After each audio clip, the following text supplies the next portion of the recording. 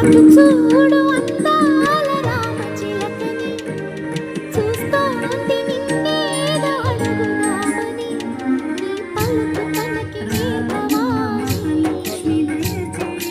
ఇటు చూడు చిన్నారి లేడి పిల్లని,